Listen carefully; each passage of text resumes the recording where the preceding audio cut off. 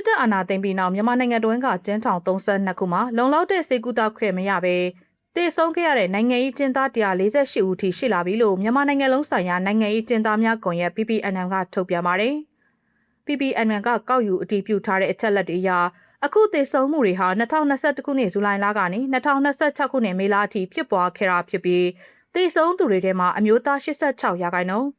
အမျိုးသမီး73%နဲ့ LGBT 1%ပါဝင်ပါတယ်။တေဆုံးသူတွေထဲမှာအသက်36နှစ်ကနေ55နှစ်ကြားရှိသူတွေအများဆုံးပါဝင်ပြီးအသက်18နှစ်အောက်ကလေးနဲ့လူငယ်2ဦးပြင်အသက်80ကျော်နိုင်ငံရေးကျင်းသားတွေလည်းပါဝင်ပါတယ်လို့ဆိုပါတယ်။နေ့လိုက်ကြည့်မယ်ဆိုရင်2023ခုနှစ်မှာတေဆုံးမှုအများဆုံးဖြစ်ပွားခဲ့ပါတယ်။အကျဉ်းထောင်အလိုက်တေဆုံးမှုမှာအင်းစိန်အကျဉ်းထောင်က34.5%နဲ့အများဆုံးဖြစ်ပြီးတော့အိုးဘိုအကျဉ်းထောင်က12.8%နဲ့ဒုတိယအများဆုံးဖြစ်ပါတယ်။ဒိုင်ဦးထောင်မှာ9.4%မကွေးထောင်မှာ4.9%နဲ့တာယာဝတီထောင်မှာ4.1%တေဆုံးခဲ့တယ်လို့ PPNN ရဲ့အစီရင်ခံစာနှစ်ချုပ်မှာဖော်ပြထားပါတယ်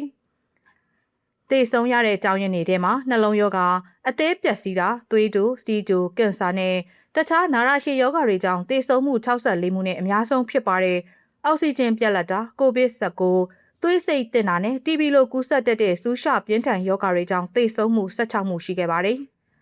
စစ်ဆေးမင်းမြန်းချိန်ရုပ်ပိုင်းဆိုင်ရာညှဉ်းပန်းနှိပ်စက်ခံခဲ့ရတာကြောင့်တေဆုံးမှု9မှုရှိခဲ့တယ်လို့လည်း PPNN ကဆိုပါတယ်။ဒါအပြင်အစာအိမ်အနာအစာအိမ်သွေးကြောပေါက်တာ၊အိုအတက်ပေါက်တာလို့အရေးပေါ်ခွဲစိတ်ကုသဖို့လိုအပ်တဲ့ယောဂါတွေပြင်းထန်ဖျားနာတာနဲ့အာဟာရချို့တဲ့တာတွေကြောင့်လည်းတေဆုံးခဲ့ကြရပါတယ်။တေဆုံးခဲ့သူအများစုဟာထောင်ဒဏ်3လကနေ9နှစ်ကြာချမှတ်ခံထားရသူတွေနဲ့အမှုရင်ဆိုင်နေရတဲ့အချုပ်သားတွေဖြစ်ပါတယ်။အကြမ်းဖက်မှုတိုက်ဖြတ်ရေးဥပဒေအောက်မှာဖမ်းဆီးခံထားရတဲ့အမျိုးသားနိုင်ငံရေးအကျဉ်းသားတွေတေဆုံးမှုအများဆုံးဖြစ်ပြီ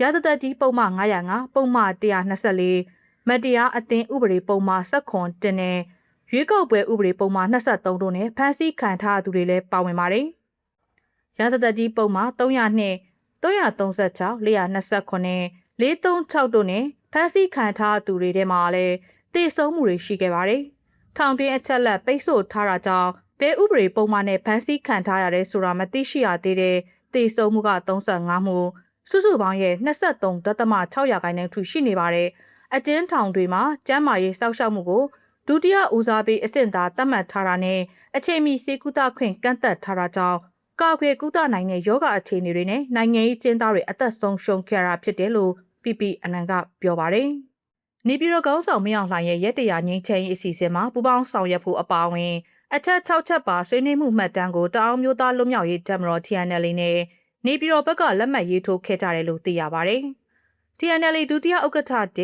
တားကျုပ်ကြားဦးဆောင်တဲ့ကိုယ်စားလှယ်အဖွဲ့နဲ့ဒုတိယဗိုလ်ချုပ်ကြီးရာပြေဦးဆောင်တဲ့အမျိုးသားစည်းလုံးညီညွတ်ရေးနဲ့ငြိမ်းချမ်းရေးပေါ်ဆောင်မှုညှိနှိုင်းရေးကော်မတီ NSPNC တို့ဇူလိုင်လ19ရက်မှာနေပြည်တော်၌တွေ့ဆုံခဲ့တာပါ။နှစ်ဖက်ဆွေးနွေးခဲ့တဲ့အချက်တွေထဲမှာရက်တရာငြိမ်းချမ်းရေးအစီအစဉ်မှာပူးပေါင်းဆောင်ရွက်ရေးဟိုင်ကင်သဘောတူညီချက်တွေကိုလေးစားလိုက်နာရေးသဘောတူထားတဲ့အပြစ်ခတ်ရဲစဲရေးကိုအကောင့်ထဲပေါ်ရင်းနဲ့ဒေသခံလူမှုရဲ့လူမှုဘဝတက်တာချောင်ချီတို့ပါဝင်ပါတယ်။ဒါအပြင်နိုင်ငံရေးပြဿနာကိုနိုင်ငံရေးနည်းလမ်းနဲ့အပြေရှာရေးငြိမ်းချမ်းရေးလုပ်ငန်းစဉ်တွေမှာဆက်လက်ပူးပေါင်းဆောင်ရွက်ရေးနဲ့ပညာရေးကျန်းမာရေးဒေသဖွံ့ဖြိုးရေးလမ်းပန်းဆက်သွယ်ရေးကဏ္ဍတွေကိုဆောင်ရွက်ရေးတို့လည်းပါဝင်တယ်လို့နေပြည်တော်ဘက်ကထုတ်ပြန်ပါတယ်။ဆွေးနွေးပွဲပြီးမှနှစ်ဖက်ဆွေးနွေးမှုမှတ်တမ်းကိုလက်မှတ်ရေးထိုးအတည်ပြုခဲ့ကြပါတယ်။ TNLA ဘက်ကဆွေးနွေးပွဲမှာတောင်ပြည်နယ်တတ်မှတ်ပေးဖို့တောင်းဆိုခဲ့တယ်လို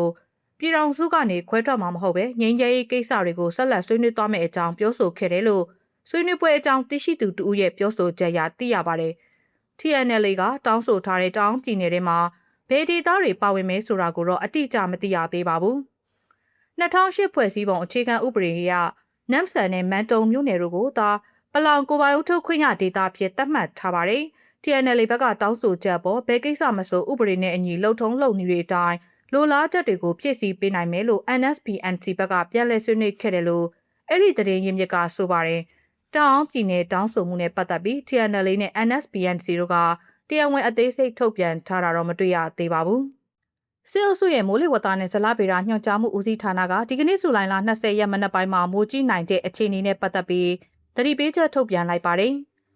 ထုတ်ပြန်ချက်အရကပလီပင်လယ်ပြင်နဲ့ဘင်္ဂလားပင်လယ်အော်မှာမုတ်တုံလီအားကောင်းလာနိုင်တယ်လို့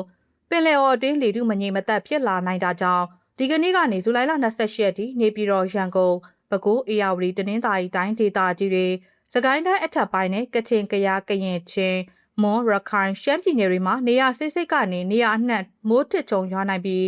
တချို့ဒေသတွေမှာမိုးတဲထန်စွာရွာနိုင်တယ်လို့ဆိုပါတယ်။ဒါအပြင်မြမကန်ယူရန်တလျှောက်နဲ့ကမ်းလွန်ပင်လယ်ပြင်တွေမှာလည်းရံပန်ရကမိုးသက်လေပြင်းကြားရောက်နိုင်ပြီးလေတိုင်နှုန်းကတနအီကို30မိုင်ကနေ35မိုင်အထိရှိနိုင်တယ်လို့အသိပေးထားပါတယ်။လိုင်းမြင့်ကလည်း9ပေကနေ17ပေအထိမြင့်တက်လာနိုင်တယ်လို့သတိပေးထားပါတယ်။မိုးတဲထန်စွာရွာသွန်းတာနဲ့အတူလေပြင်းတိုက်ခတ်တာ